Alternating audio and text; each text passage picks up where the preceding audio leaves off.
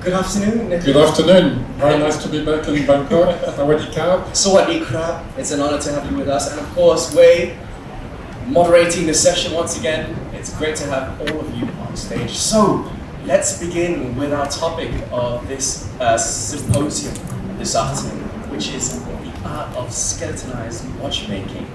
Let's begin. Well, thank you very much. At first, I like to think of us as co-moderators as well. Yes. But we're a team. Yeah, we're a team. It's cool also to incorporate Gen Z in this as well. He's 26. We just discussed Yes. I'm not 26, so it's good that we have. It's good that we have the เบี้ยวผมวะ Nick, how old are you?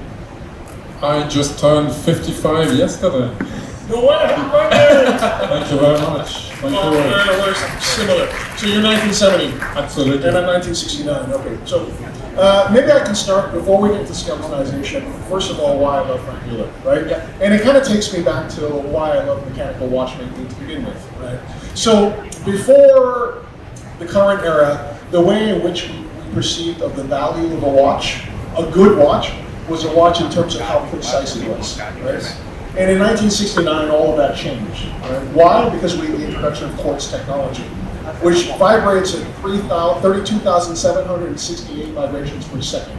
And there is no mechanical watch that will ever be as accurate as that.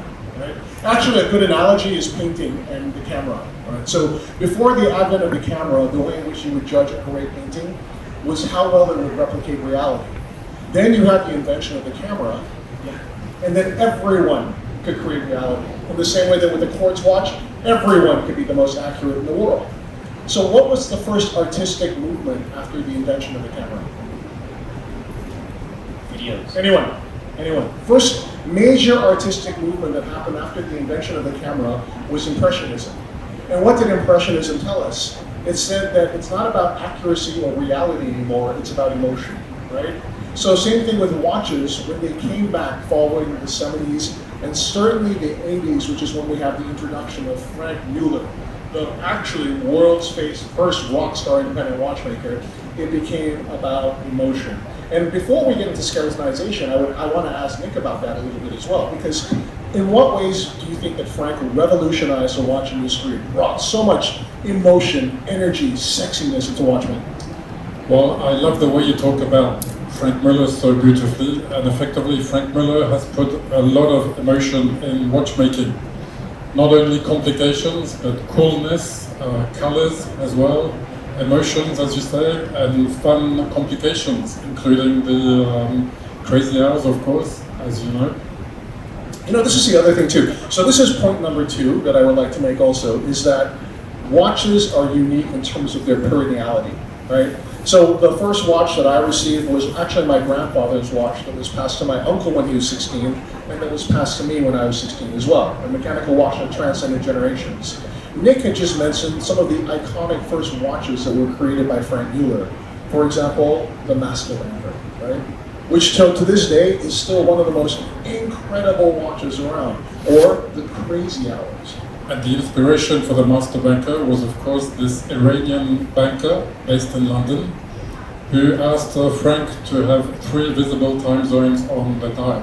And Franck came up with the Master Banker, having one single crown regulate the 3 different time zones, which is patented, of course. And not only that, easy to use as well, right? Then on top of that, Crazy Hours, which I would imagine you can go to see at the boutique if you wish.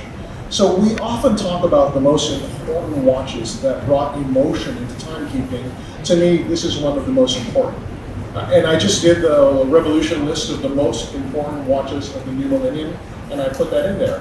Why? Because it looked like numbers were just scattered randomly on the dial. And yet somehow the hour hand would always jump to the right position. This is incredible, right? It's a wonderful complication that has been around for more than 200 years, but Franck was the first one to use it in such a playful way. The complication is the jumping hour complication, and no one else has used it in such a fun and original name. And the Crazy Hours came out 24 years ago. 24 years ago there was no iPhone, there was no social media, and nobody would understand the watch when you put it in the magazine. But today, thanks to the younger generation, thanks to social media, you share the beauty and the emotion of this watch in just 10 seconds. And it's still doing very well today.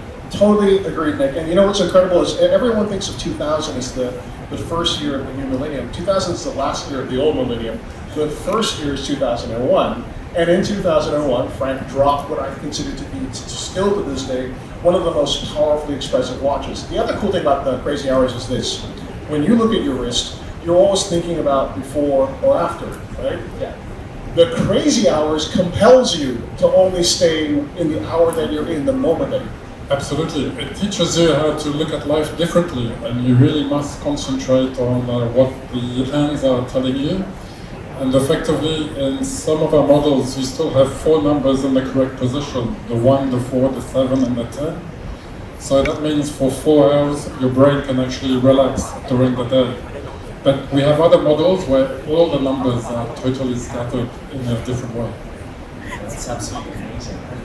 And, going towards more the skeletonized watchmaking, actually, why are people so obsessed with seeing what's inside the watch? Maybe you could share, maybe some ideas behind that. Well, let me give you a little bit of history of the skeletonized watch, because the first skeletonized watch came out at the end of the 1700s. One fancy watchmaker decided to give a little bit of openness in the dial to see the complication inside. But effectively at that time, it didn't have much success, to be honest. And it was only in the quartz crisis in the late 1970s that the Swiss watch industry wanted to do something a little bit more and show the beauty of the mechanical movement. So at that time, some big brands came out with the skeletonized movement. And we at Franck Muller have been developing beautiful skeletonized tourbillons since 2010, more or less. And since then, we've declined most of our models in the skeleton version as well, which is highly complicated to do. And of course, this visibility inside the movement gives a good understanding of the different complications. And at the level of the watchmaker, it's something which is extremely difficult to assemble because everything is open, because everything is much smaller as well. It's much more delicate. Yeah. It puts a lot of pressure on the watchmakers to assemble such watches. And I'm glad to say I came to Bangkok with one of our watchmakers to present the unique know-how of the factory. He's right here, Monsieur Miguel. Please big round of applause, ladies and gentlemen. And Miguel is one of our star watchmakers from the complications department, specialized in skeletons. And he's based in our boutique all week until Sunday. So we encourage you all to take a bit of time to put your hands into these complications. Well, okay, so Nick brings up a really important point. So the advent and popularity of skeletonization happened in response to the quartz crisis, because you wanted to see that there was actually a beating heart inside of your watch, which is the key distinction. And I've also often wondered, Nick, why it is that people find skeletonized watches, mechanical watchmaking, so fascinating. I think it's because it reminds us of ourselves, because we are mechanical systems. And we are complicated. And we have heartbeats as well, and our hearts are beating in perenniality. But interesting thing about Franck Muller is it took the basic iconography of skeletonization and really brought it on a journey, right? And it can go in 2 directions. It can go in the direction of the watch that you have on your wrist, but also in terms of the beautiful ornamental gem setting that we see with the Vanguard Curvex cut flower. Talk to us a little bit about that. Oh, absolutely. Beautiful piece. Thank you. Well, first of all, let me just come back to the first skeleton piece that we made, which was a tourbillon inside a Curvex shaped watch, which is our iconic shape. Making a Curvex watch is always going to be much more difficult to do. And when you start doing a skeleton version of it, it's even more sensitive and complicated to do, plus a tourbillon. And at that time, it was a very elegant, very classic looking watch. And since 2017, we've been working on beautiful skeleton inside the Vanguard case. Vanguard being much more sporty, much younger, and it's effectively a model that has been extremely popular over the years. And effectively, behind me we have the rose skeleton in a Vanguard V32 case, which embodies all the fine art of skeleton as well as colors as well inside the movie, and the beautiful diamonds. And I mean, just seeing it, it's so complicated. And I just wanted to know if there's any complications in assembling these kind of pieces, skeleton watches, which also has incorporations of being like a piece of art as well. Well, absolutely. When you make a skeleton watch, it's not just taking away the dial and that's it. There's a lot of work which happens between the designers and the technical drawers. Yeah. Of course, the designers want to do something aesthetic, something amazing, which is not always compatible with the watchmaker or the engineers have to put a hole there. Stop what you're doing. Absolutely. So the fine art of skeleton is making space inside the watch and keeping the components that are more important and working with those and making very fine bridges. So when the bridges are so much thinner, so much not so large, it becomes incredibly difficult when you just tighten them up together. For example, when you put the screws in, one slight twist too much and you damage the whole mechanism. Yeah, it's kind of the equivalent of like a fixed head car will always be stiffer through the corners than a convertible. This is the ultimate version of that because you're removing as much material as conceivably possible. But you need to keep the mechanical integrity, and then on top of that, you have to finish all of that. And the individuals that have to do that, I mean, Nick, talk to us about the type of finishing that has to go into this. Well, of course, when you make the skeleton, the inside of the watch, the components are beautifully decorated. And you can decorate them by chamfering on the sides. You can decorate them by engraving as well. At Franck Muller, we even decorate some of the components with diamonds. And when you're working with such thinness, everything becomes so much more difficult. And of course, when you assemble the watch, you don't want to scratch anything of it because everything is visible and there's no room for error when you assemble the watch. If you look, for example, at the close-up of the movement, you see that green leaf there, and then you see how that top edge meets the silver side of the movement. You can see there's a chamfer there, right? So that has to be applied by hand because all of those are mirror polished, and that's for every one of those. And then if you look at the little holes that you see, those are also mirror polished at the countersinks, and then for every screw you need to do that as well. So the amount of handwork that goes into this is immense. But this is interesting because this is just one expression of skeletonization for Franck Muller. Because at the same time, Franck Muller can also make incredibly contemporary, exciting skeletonization like the watch on Nick's wrist, which is the Vanguard Corvette Royal Bauxite. Tell us about that. It's the Vanguard Bauxite. Effectively, this is one of our latest models. So it's called Bauxite because it comes from originally from a small village, Les Baux. Les Baux is a village in France where we originally found the raw material to make aluminium. So that's why we call it Bauxite. And effectively, in the Vanguard, we've had the 7-day para-reserve movement, which has been very popular over the years. And today we are happy to be pushing the boundaries of new raw materials with this bauxite.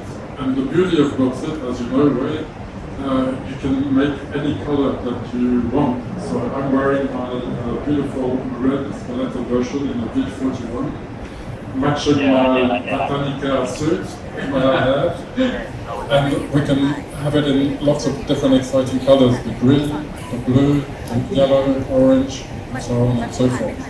So this is the latest model and it's been very well welcomed all around the world. And we look forward to you visiting it. I absolutely love how contemporary like a skeletonized watch can actually become. But some people kind of attribute skeletonized watch with just a watch opening up all the mechanical parts inside. So I actually wanted to know whether there's like a decision to be made in which parts to reveal and which part to kind of like close off. Well, absolutely. This is always an ongoing battle again between the designers and the technical people and the watchmakers. And it's always a fine balance in keeping the aesthetics right, the mechanics right. And for example, in this watch, we put the balance wheel at the front because normally it's at the back.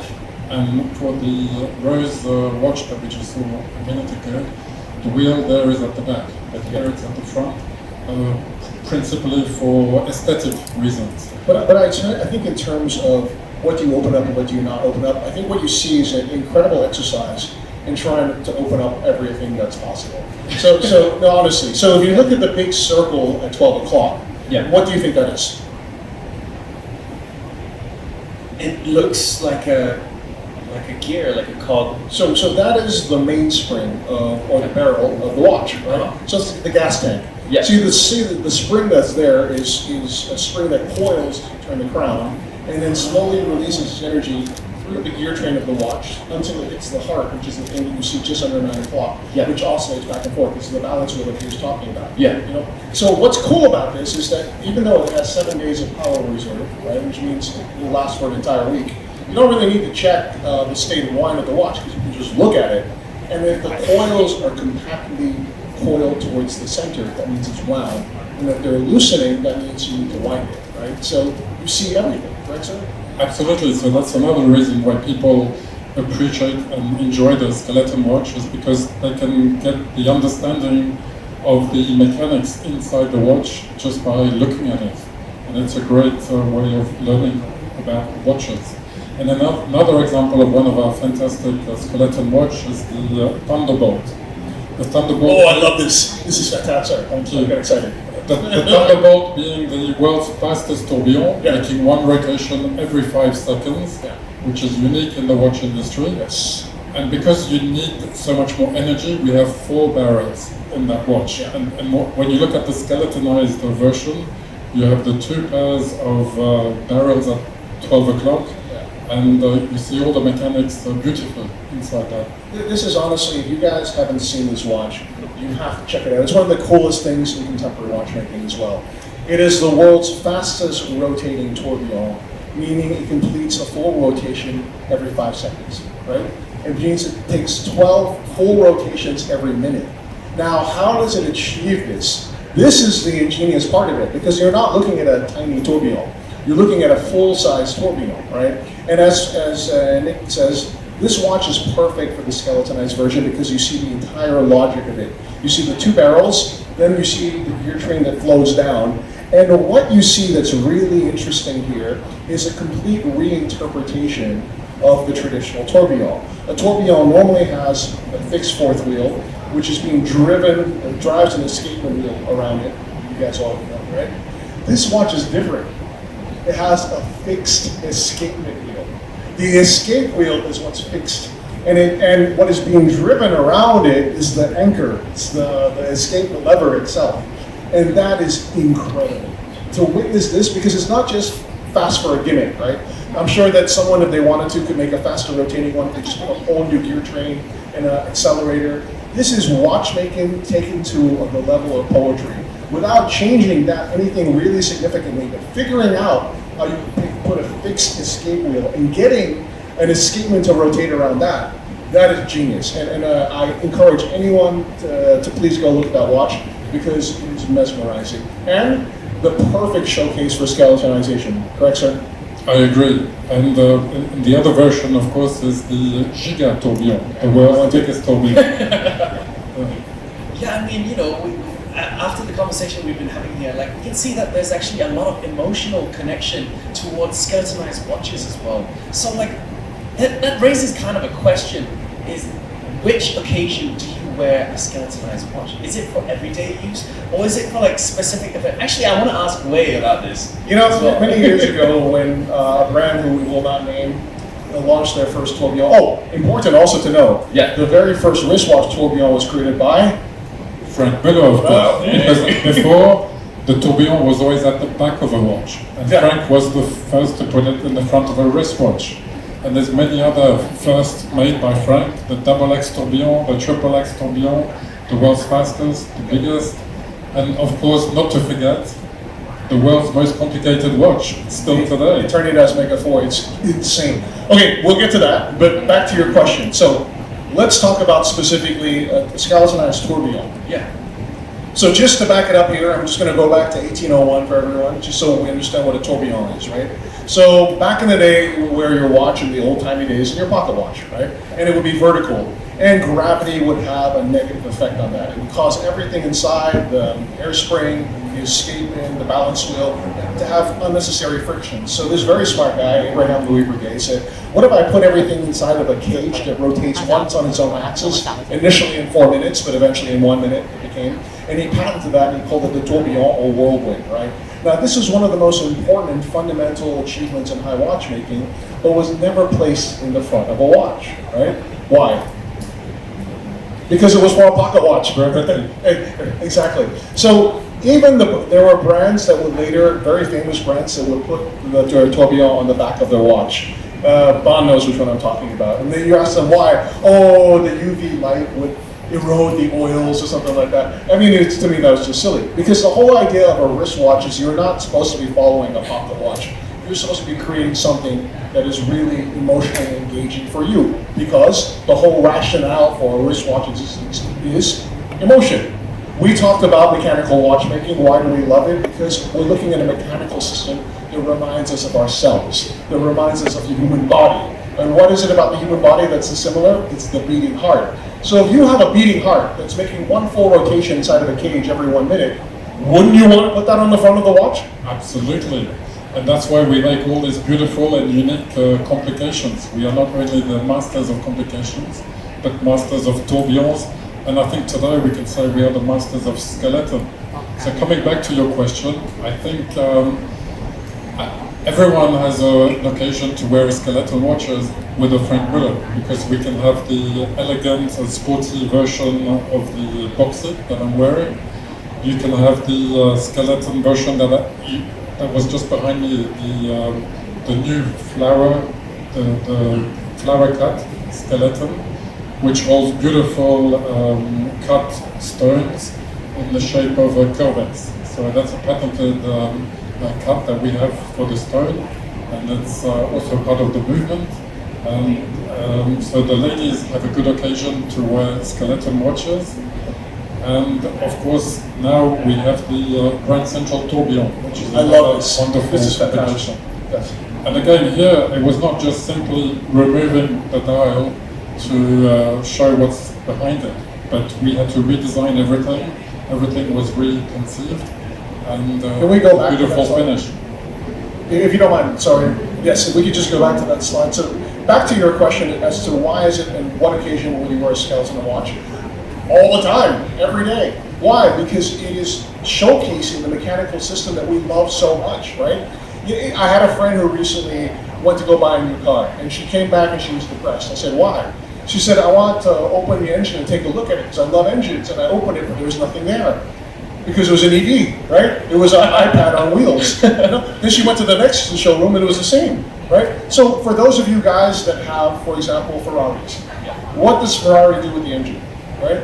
It puts it on display under glass because that's the thing you want to look at. That's the same as this. You showcase the beautiful micro-mechanical marvel of watchmaking, which incidentally is probably a lot harder to put together than a Ferrari engine. Absolutely. You know what I mean? And you look at this, and I would like Nick to describe a little bit more about this watch, because this is a massive tourbillon on the center of the watch with peripheral hands in these beautiful skeletonized architecture, right, which almost look like the flying buttresses in Notre Dame Cathedral. Talk to us, and then you can see, as I pointed out before, 12 o'clock, the mainspring, which shows you that's your gas tank. Nick, tell us about the challenges to make a skeletonized version of this watch. Well, absolutely. Well, making a Corvex watch is always going to be much more challenging, that's for sure. In the Grand Central Tourbillon, that's the first time we have a central tourbillon inside a Corvex watch. And the big difficulty here was to find space for the hands, because since the tourbillon is so big in the middle, there's no room for the hands. So we had to come up with a very ingenious way of having the hands. In this case, they operate on a ball bearing system, which is totally unique. And I think that's really remarkable, because you have to have a complete different plan for mechanical ingenuity to get the hands to function at the perimeter of the tourbillon cage. And then what's really cool is what Nick was talking about too. if you look at the architecture of these bridges, they're curving. It's so cool, right? And they're skeletonized in such a way that he's leaving just enough material there that it's rigid, that it can take all the stress necessary, but you have it's magnificent. And all of the fine work required to decorate every single bridge, every single component, which is totally unique.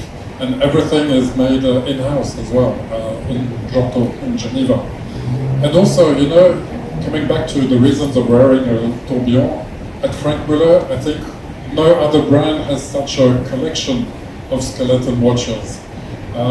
We have so many different declinations, not only in shapes, not only in sizes, but also in colorings. So we decline all the different sizes with different finishings in platinum and white gold and pink gold.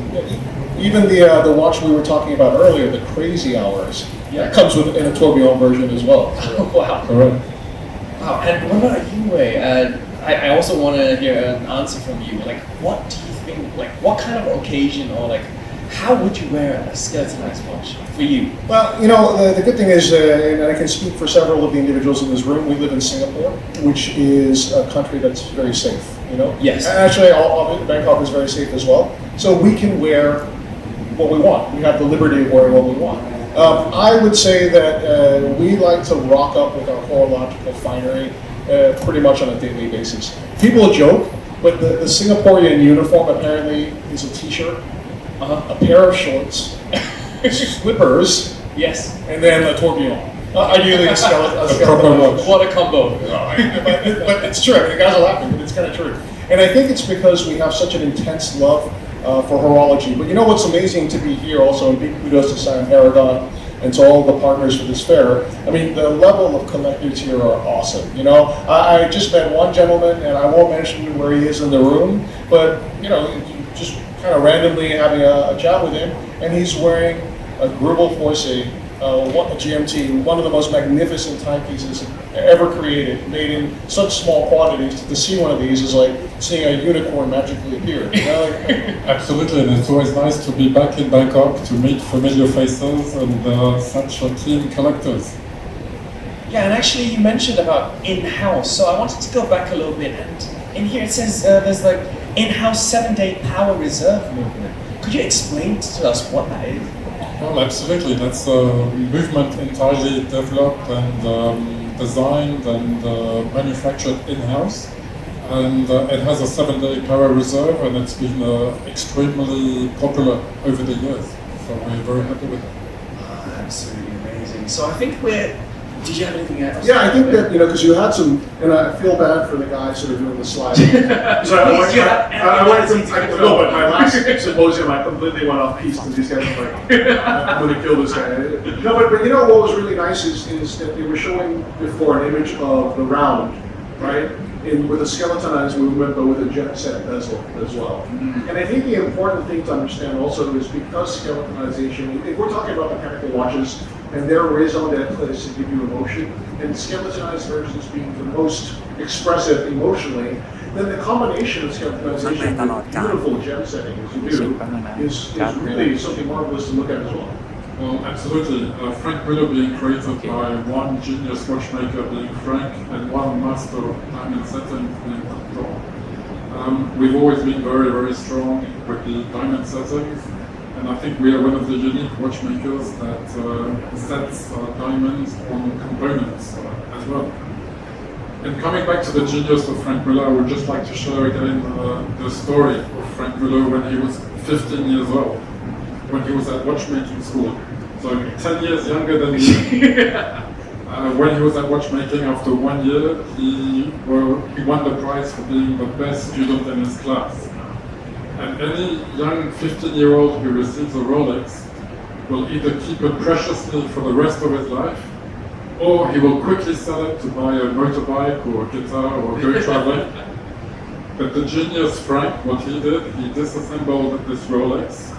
He added a complication inside it, which was the quantum caliber, and then he sold it at a premium, age 15 years old. And this is the genius that we continue to approach at Franck Muller every day. If I may, he made it into a retrograde perpetual calendar and using not that many more wheels. And then later, everyone was so impressed that he actually got an appointment with Rolex themselves, and then he showed it to them, and they're like, actually, it's really cool, but we're not making perpetual calendars. So the funny thing about this watch is that a few years ago, actually, incidentally, if you want to watch on Revolution, there's a whole video about this. There's two videos that you have to watch. One is having a fondue with Franck Muller and Nick at Franck Muller's house last year. Very memorable for your birthday in November. Thank you very much for my 55th birthday, which was awesome, right? And then I found out the whole story about this. And then subsequently, do you know the musician Jay-Z? Yes. So Jay-Z Surface was wearing a watch that a lot of people were claiming was his watch. But when we compared it to the video that we made with Frank, it was not, because the watch that Frank was wearing was not a retrograde perpetual calendar. It was a normal perpetual calendar, and even Frank didn't know it. Even Jay-Z didn't know this, right? So we did some research, and we found out that one watch is now in Japan. Right? Absolutely, and 50 years after the creation of this watch, people are still talking about it, and it's still an intrigue. Exactly. But effectively, it's still in Japan with a very big collector. So the cool thing is the collector has put it on display. So if you go to Revolution, sorry, but you can see. And then there's a video of us explaining that what went wrong and why people may think that that's the watch, which I think has 700,000 views at the moment as well. But just so you understand, but it just goes to show you that the level of creativity that Frank had at such a young age, incredible. And we still continue today, of course. Yeah, and we should actually talk about some of the watches that Nick had mentioned as well, right? Yeah. So we talked about the Thunderbolt, which is the world's fastest rotating tourbillon. Well, and he mentioned briefly the Giga, but this is important too. The Giga is the world's biggest tourbillon, making one diamond, the size of 20 millimeters. Sorry, so it's double the size of a normal tourbillon. Yes. Effectively, some other brands have now made it bigger, but it doesn't rotate in 60 seconds. Yes. So ours remains the largest tourbillon at 60 seconds. And it's, I mean, again, something you guys should check out as well because it's absolutely crazy. And then Nick, tell us a bit about the gravity as well. The gravity? Okay, that's a beautiful skeleton. It's elliptical tourbillon turning around itself, which we make also in the skeleton version and the dial version. And making such a tourbillon is actually easier than making a regular tourbillon. And then I have to ask also a question, not related to traditional skeletonization, but about basically open work movements, right? And you made a really cool watch, which was nominated incidentally for the Geneva Grand Prix last year, called the Long Island Master Jumper. Absolutely, the Master Jumper was... Tell us, what is that? Well, the Master Jumper is a wonderful complication. It's the first watch on the market with 3 windows, displaying one for the hour, one for the minutes, and one display for the date. So this requires 5 different wheels inside the movement. So because of such a number of wheels, you need more energy. So we have 2 barrels giving all that energy. And it means at midnight, the 3 windows will jump all together. Yeah, so this is really cool because it's a mechanical digital watch, right? So you have a digital display of the hour, digital display of the minute. That means every minute it's a full jump, especially if you've got 59 to 60, for example, right?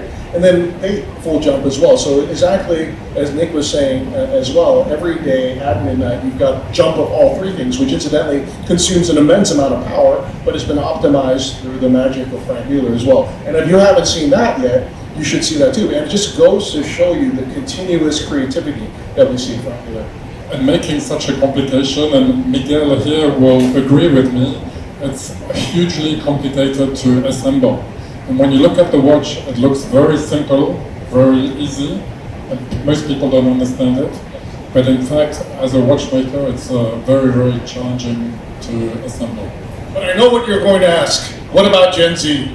No, not yet actually. But I was actually, very intrigued about the artistic creativity behind all of these. Like, where does all this inspiration come from? Well, the inspiration comes from everywhere. Maybe I can come back with a bit of inspiration from Bangkok as well. But been trained that with working with Frank, who was such an inspiration. A lot of our staff worked with him back in the day, and today they continue pushing the boundaries of creativity, of new materials and new complications, for sure. And that's been the heartbeat of Franck Muller for the last 34 years. And I think this year at our WPHH it was another revelation for such complications. So we continue to thrive every day. Yeah, definitely, and especially with your latest creations coming out and bringing new innovations and new designs, I'm sure it also captures the latest crowd of watch buyers as well. Oh, Gen Z. I knew Gen Z, let's go. I've been looking at towards the Gen Z. Well, absolutely. Let's talk about Generation Z very quickly. Yeah. And I think you might all be familiar with the FR2 Rabbit that we've made. It's the fucking Rabbit 2. That has been very successful 3 years ago to celebrate the year of the rabbit. But instead of saying the F word, you can also compare the two rabbits, which is the logo of this watch, as two rabbits scratching one another's back, or two rabbits in a position more compromising than a Coldplay concert. As someone that's recently married and trying to have children, I get very inspired every time I see this nail. Thank you, Nick, for Well, I think it's inspired a lot of people, and it's been tremendously popular. But yes, and it's a really cool watch. And this is a way of touching a new generation, and that was the purpose of this watch. But I've seen 17-year-olds fighting to buy this watch, just as well as 70-year-old ladies wanting to buy and wear this watch. Another watch that is really in alignment with this subject is a watch made with a contemporary artist, Gisbar. And actually, we have a photograph, we had a slide of that. That's the one with the smiley face and all the crazy colors. And tell us about that, Nick. Effectively, so Gisbar is a French popular artist. He was the first painter to send a painting up in space, and he uses a lot of characters in his paintings, such as the smiley face, the dollar sign, and so on and so forth. And we did a beautiful collaboration with him, making 50 limited pieces in different materials, and it's proved to be extremely popular. And we made the crazy hours using his characters in some specific numbers. So you need a lesson to understand how you can read the watch, but once you know it, it's very easy. How long is the lesson, by the way? 3 minutes will do. Absolutely. And it's a really cool watch as well, right? It adds an additional dimension of like an emotional resonance to the crazy hours. And I know a lot of collectors of Gisbar are here in Bangkok. Really? Yes, and I can tell them that we are working on a ladies version now. Ooh, is that a little bit of a teaser? A little bit of a teaser for you. Actually, on the note of teasers, we actually wanted to talk about the future of Franck Muller. Any key watches maybe we should be on the lookout for? Something that we could look forward to in the near future coming out? Well, I'm glad to say that with Franck Muller you can always look forward to something special coming out every year in April at our WPHH held on our beautiful property in Geneva, overlooking the Lake Geneva and the mountains. And I think when Weiko comes to Geneva, he's never disappointed to see our creativity in complications, in designs, in shapes. And I think this year was no exception. And I invite you all to come and discover for yourself in April. This is one thing that it's important to understand about Franck Muller. It's a very human manufacturer, right? And it's a very warm manufacturer. And it's very inviting. And its partners at Sincere are also the same. They're just friendly, nice people. You know, so don't be, and I think this is the most important thing for Gen Z as well. Don't be intimidated by the sort of like the level of mechanical innovation that you see. Yes, you know, it's quite staggering in terms of what has been accomplished, but don't be afraid to go and hang out. Or if you're in Geneva, genuinely go hit up Nick and go. I'm not joking. Go hang out. Go check out the watches. Spend a day, and if you're very lucky, he creates the best fondue in Geneva. I'm not joking. Thank you, Wayne. I take your word for it. No. But coming back to the novelties in the very near future, we've presented a watch that has been accepted for the GPHD of this year, which is the Triple Mystery. And this is the next big launch in Asia, presenting the Triple Mystery. Some of you, well, most of you know the Double Mystery, which works instead of having hands, it has two plates. One plate for the hour, one plate for the minutes, and it's beautifully decorated with diamond sets and precious stones. So we've pushed the complication further, coming with 3 discs. So that's why it's the Triple Mystery. You'll have one extra wheel disc for the second, so making it much more faster and aesthetically more interesting. Super animated. Do you know what the GPHG is? No, I actually don't.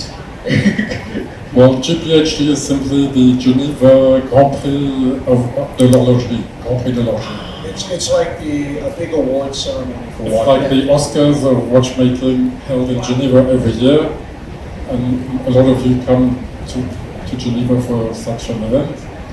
So maybe we'll be in Geneva for that. I'll be there. You should go. I definitely should go.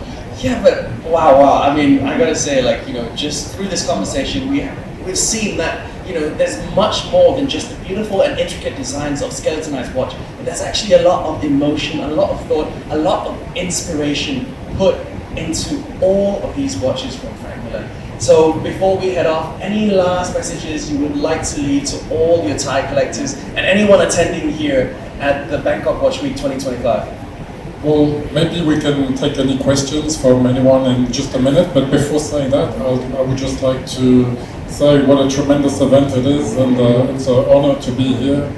And I'd like to congratulate everyone for organizing it and participating in this. And we look forward to coming back to the Watch Week in Bangkok next year.